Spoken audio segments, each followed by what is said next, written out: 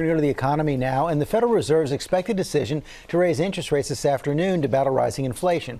Chief Economics Correspondent Rebecca Jarvis is at the New York Stock Exchange with what this could mean for the markets and your bottom line. Good morning, Rebecca.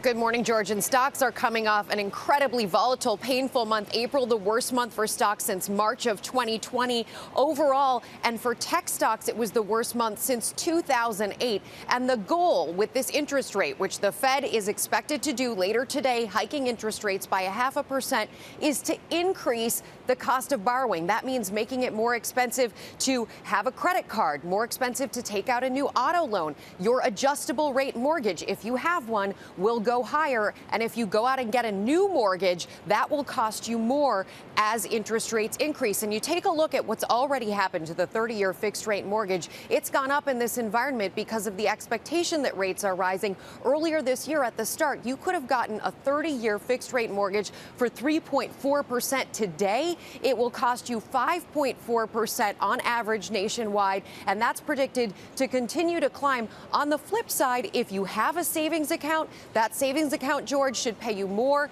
because of the CD rates and the interest rates. People will get paid higher as well as interest rates climb. Well, hey there, GMA fans. Robin Roberts here. Thanks for checking out our YouTube channel. Lots of great stuff here. So go on, click the subscribe button right over here to get more of awesome videos and content from GMA every day, anytime. We thank you for watching, and we'll see you in the morning on GMA.